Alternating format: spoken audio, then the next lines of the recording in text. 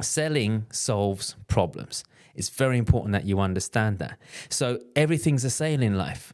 Everything from trying to get your kids to go to bed on time to negotiating with your partner to let you go out on a night out with the friends. Everything is a sale. And that's no different in life. That's no different in business. So why am I talking to you about this on this episode? It's because I believe many of you listening to this right now are either in business or should be getting into business, or at least should be trying to sell someone on something. Now, if you're not in business, you might be selling your employer on giving you a promotion. You might be selling them on giving you a pay rise. You might be selling a panel at an interview on why they should hire you. Everything is a sale. So you don't just have to be in business to use sales. However, I wanted to give you some practical tips today on how you can sell better. Welcome to the Mind Over Money podcast with Jessen James.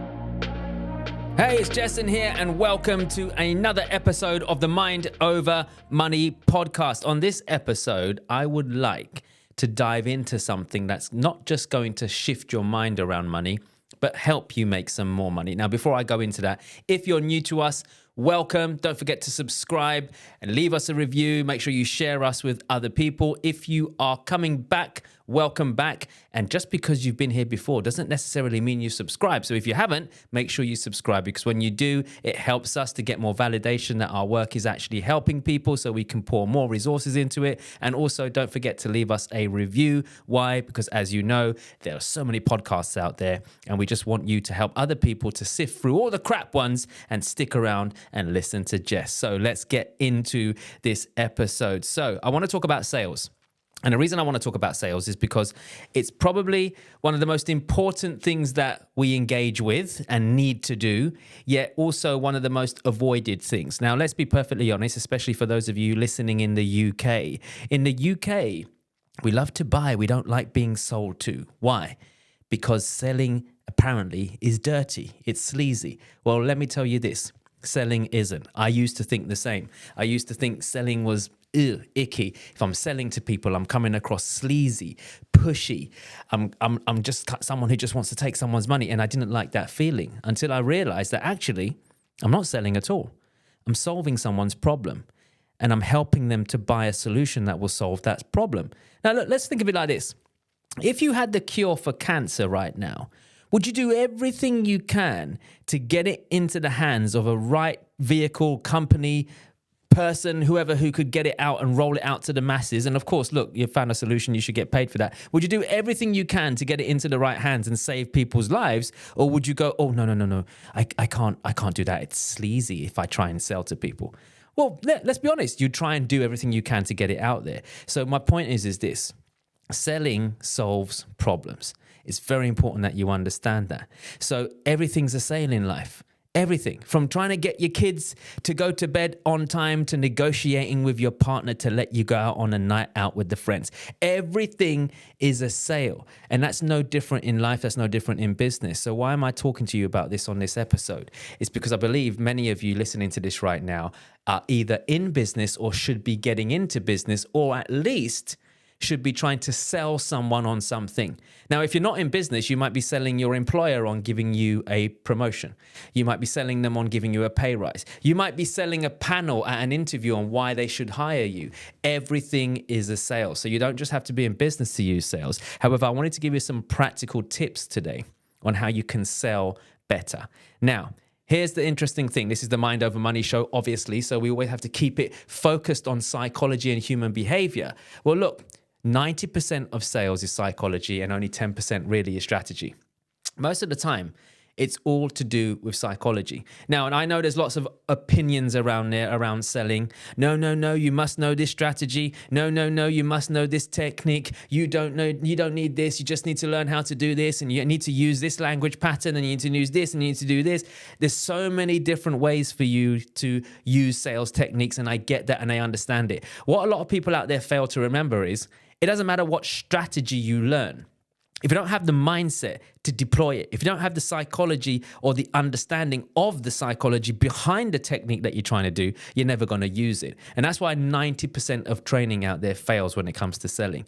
Now, look, I'm not telling you right now that the strategies don't work. What I'm trying to tell you is the psychology required to use them are completely different. So here's a psychological thing that's going to help you to sell more, whether that's you selling a product or service, whether that's you selling someone on investing in you, whether that's you selling yourself when it comes to getting a pay rise or a job interview, or whether that's you just simply selling the deal to your partner to let you go out on a night out with the lads. Whatever it is you're trying to do, this will help. Now, human beings are human beings, clearly, who have psychological triggers. Now, in sales, why is that important?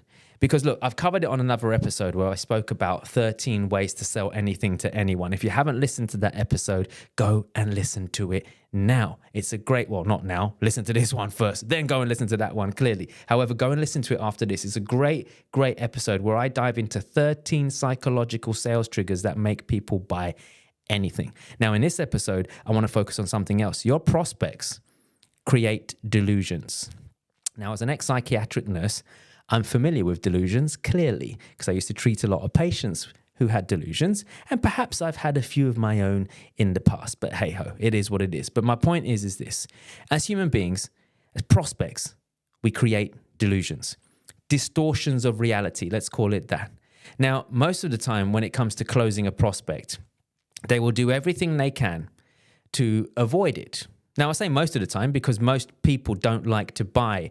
They don't like to be pressured or made to feel that they need to do it right now, whatever it is. And most of the time, they actually want to do it. They just don't like feeling like they have to be put on the spot or do it right now. So they start creating delusions or distortions of reality, which ultimately affect them from saying yes right now. So why is that useful for you to know? Because your goal is to help your prospect turn into and face reality, not their delusion. For example, one of the delusions people create around buying from you is time. I don't have the time to do this right now. Or I don't have the time to turn up for this call. Or I don't have the time to wait for it to work. Or it's going to take too long. Or I just don't have the time right now to pour into this, or whatever it is. It's a delusion. Because at the end of the day, anyone can make time for anything that's important to them. It's never about time. It's always about priority. Why? Well, look at some of you right now. Why do you make it a priority to go and earn a living so that you can pay your bills? Why do you make it a priority? Because if you don't work, or if you don't have an investment vehicle to bring you money, you can't live. You don't have any food on the table, you can't pay your bills. So you make time, as in you make it a priority, to go and do the thing you need to do to go and invest money. Why? Because it's important. So when people say I don't have time, it's really a priority shift. That's all it is. However, they create this delusion around not having enough time. Now, if you really want to catch a prospect out, I don't recommend you do this because it will embarrass them. However, just for the purposes of this podcast, to give you an example, if you were to get your prospect to whip out their mobile phone and show you their screen time usage over the last week, you'd be surprised what you see. In fact, if you look at your phone right now, if you're listening to this on a podcast, on your mobile or wherever you're listening to, if you pull out your phone right now and look at your screen time over the last week, you'll be surprised how many hours you spent on your screen. And if you want to go further than this, you can look at which specific apps you've spent the most time on. Typically, you're going to find yourself spending a lot of time on social media apps and WhatsApp and all that kind of stuff. So now you're going to go, hang on, Jesus, I've just spent 5.5 hours this week just aimlessly scrolling through Instagram. My goodness. So now your prospect, really, what could they do with that 5.5 hours instead? Move forwards with your product or service. Do you see what I'm saying? So often we create these delusions, this distorted reality of what's going on, when really the reality is actually we do have time. We're just choosing not to repurpose it into this. Another delusion people create is thinking that it's okay to give their power away when it comes to making decisions. What do I mean by this? Look, some of your prospects right now are going to say stuff like, I need to speak to my partner about it. I need to speak to so-and-so about it. I need to speak to this person before I commit. Now, in some circumstances, especially if you're selling super high ticket, now, yeah, okay, you might need to consult your partner before you drop your life savings on it. However, that's purely because it's joint money, not because you want them to make the decision about buying your product or service, right? So why is this important to understand? people tend to give their power away when really they're already in control. Look, when someone says, hey, listen, I need to go and speak to my partner about this, to see if they agree with me doing it, what that prospect is really doing is creating a distortion of their reality. In their head, they think that they need to have somebody else give them permission to do what it is that they already want to do. So it's not really true. If they really wanted to do this, they'd do it themselves. So you could almost say to the person that, hey, look, does your partner like the fact that you're struggling with whatever it is that you came to see me about today? No, they don't. They know I'm stressed out about my business. They know I want my business to grow, and they know I'm pulling my hair out about it. And, they know it's bothering me a lot. And I said, okay, so they care about you enough to find a solution to this problem. Yeah, absolutely. So let's flip the script here. If your partner was actually on this call right now and they came home to you and they said, hey, listen, I found a solution to solve my problems. It's going to take away my stress. It's going to help me. You know, that thing I've been suffering with, it's been stressing me out, keeping me awake at night. I found a solution to it. Do you think you would object to your partner investing in a solution to solve her problems? No. So what makes you think they're going to object to you doing something that's going to solve your problems? And then you can tell the prospect, look, Mr. or Mrs. Prospect, I agree. If I were you, I'd feel like I need to gain permission myself. However, on reflection, whenever I've looked at this, all I've realized is I'm just looking for someone else to make a decision for me. And if they say no to me and then I continue to suffer, I'm going to build up resentment towards them because I'm going to say in the back of my head, I knew I should have listened to myself. I knew I shouldn't have asked you for permission. I knew I should have just bought from Jessen. He was right. He would have been able to help me. And you're going to end up resenting your partner. So let's be perfectly honest, Mr. or Mrs. Prospect. What needs to happen for you to make a decision right now and choose to do it because you have permission to give yourself permission without having to place that responsibility on your partner? Do you see what I'm doing there? I'm helping them see that they created this distorted reality, this delusion that they need to give permission to somebody else. So I hope you see what I'm getting at here, guys. A lot of the times in selling, whoever you're speaking to, like I said, whether it's your partner, trying to close them on a deal to let you out with your friends, or whether you're talking to a prospect trying to sell them a deal, or whether you're talking to someone who wants to give you a promotion or a pay rise at work, most of the time, your prospect is going to create delusions. And when it gets to the point where they've run out of external factors such as other people and environmental factors such as don't have time, etc., etc., etc., what do? They start creating delusions about themselves. I'm afraid. I don't know if it's going to work. I don't think I'm good enough, blah, blah, blah, blah. So look, the point is, the closer you get to somebody taking responsibility themselves and now starting to blame themselves or use themselves as an objection, you know you're onto a winner. Why? Because they can't blame time anymore. They can't blame other people. They've only got themselves to blame. Once you handle the objections of them blaming themselves, and like, for example, fear, well, what is it that they're afraid of exactly? Most of the time they don't know. And when they do know, it's made up anyway. It's not real. So what I'm saying is once you get to that layer where you go, hey, you're worried about you not knowing what to do, or you're scared of it not working out, or you're worried about getting ripped off or whatever. Once you've overcome those personal objections or those personal delusions, there's nowhere else for them to go. Because what you've done in this whole conversation of having a sales conversation with them is steer them into reality.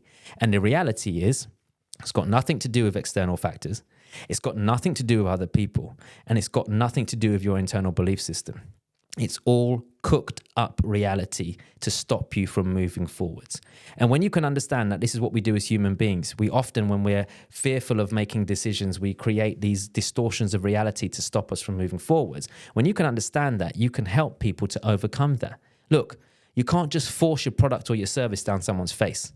You've got to help them see that actually they're BSing themselves. You've got to help them see that actually I'm making excuses here. You've got to help them see that they're getting in their own way. And when people see that for themselves, rather than you telling them that they're wrong, suddenly they want to buy from you. Why? Because nobody likes being told what to do. No one. Not even you little control freak listening to this episode. You don't like people telling you what to do you? You don't like rules. You don't like regulations. You don't like being told you can't, do you? So if you're trying to sell anyone on anything, then understand that just like you, they don't like being told what to do. So stop freaking telling them what to do. Let people take ownership of their decisions. Let people take ownership of their own behavior rather than just labeling them all the time. And if you use this process in selling to anyone, helping them see that they are creating delusions, distortions of reality, and you course correct them and steer them back into actual reality and get them to face the reality of the situation that they're going through right now, what you'll find is you will close more deals. Whether that's talking to your partner, whether that's getting a pay rise at work, or whether that's driving sales into your business. So have a go at that. Next time you're having a conversation with someone, find out what's going on. Is it reality or is it a distorted reality? And then help them see that they're creating a distorted reality to stop them from moving forwards. And when the penny drops, that's when you close the deal. All right? So look, I hope you found this episode useful. If you did, before you leave, make sure you subscribe to the channel if you haven't done so already. Leave us a review. It's really important that you do that. And do me a favor as well. Sharing is caring and caring is sharing. Who do you know right now that's in sales that might need to hear this episode? Who do you know that needs help with helping people to buy, that might need to listen to this episode? There's lots of people that might need to. So share the episode, share the podcast with as many people as you can. This has been Jessen James once again on the Mind Over Money podcast. I really appreciate you taking the time out to tune in. I love you all. And until next time, I wish you all the wealth, health, success, and happiness that you truly, truly deserve. Take care for now. You've been listening to the Mind Over Money podcast with Jessen James. Don't forget to subscribe and follow on all the channels, links in the show notes. Please also leave a review and visit www.jessenjames.com to find more resources on how to create the life you deserve.